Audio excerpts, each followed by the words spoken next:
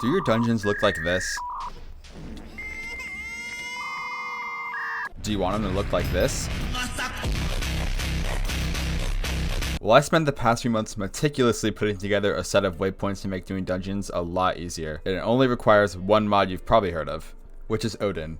Not to be confused with Odin Client, by the way. Odin is a dungeon mod made by Odd the King that has basically everything you need for dungeons. I know it looks like a cheat client, but I promise it's not, I swear. It has features ranging from the simple stuff like puzzle solvers to even the advanced stuff like tick timers and spring boot jump height. But we won't be focusing on those. Today's going to be all about the dungeon waypoints.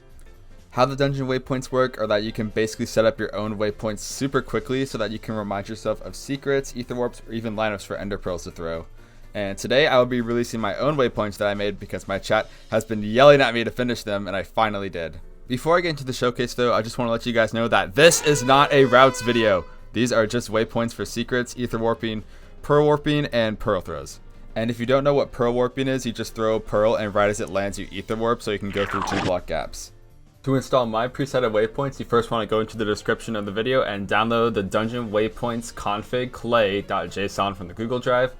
And then you're going to want to go to %appdata% and go to Minecraft, then go to config, then go to Odin, and then you're going to want to replace your dungeon waypoint config clay with the one from this video. Just hit replace.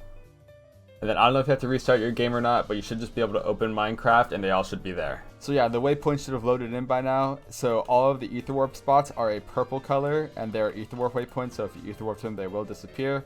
And then there are also just the secrets in general. There are some rooms that are not marked because there are just really no useful waypoints in there, like any useful etherwarp waypoints, but they should still have all the secret waypoints still anyways. Ender pearl throws should have around a ender pearl green color. You just throw your ender pearl there. Some of the green ender pearl waypoints will mean you have to double pearl, but those are for ones that are only on a ceiling. For example, in New Trap, there are 2 double pearl waypoints. There's one right here, which takes you to this area, which you just run over to the left.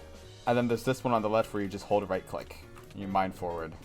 And then for this ender pearl throw, you want to throw it into the crevice in between those 2 blocks and then do a perfect 180 so you can reach the chest right behind it. There are also other rooms with double pearls like Leaves and Atlas, but those aren't really that necessary. And then the last waypoint type is Pearl Warp, which is this dark red color. And you just throw your pearl and you warp. And before I end off the video, I'm going to give you guys a quick tutorial on how to make your own waypoints and how it works. So in the dungeon waypoint settings, you want to click allow edits, which will allow you to actually make your own waypoints, but there is also a command to make this easier. Just do /twp. And then for your waypoint, you can choose your waypoint type. Normal is just a normal waypoint, secrets for secrets, and then ether warp. If you ether warp onto the block, it will disappear right after. So yeah, they have like preset color palettes, but you can also just choose whatever color you like right here. Usually for the ether warps, I have it as a purple. And then you also have these settings down here, which you can set. So filled means filled off means that it'll be kind of like a square, like this really thin square, which I'm sure you can change the line size for. And fill just fills the whole block, which makes it a lot easier to see. Then through walls makes the waypoint show through walls. This is good for like secrets. You can see like the secret right up there. And the use block size will use the block size of the block that you click. So for example, if I press this fence, it'll be in the shape of a fence.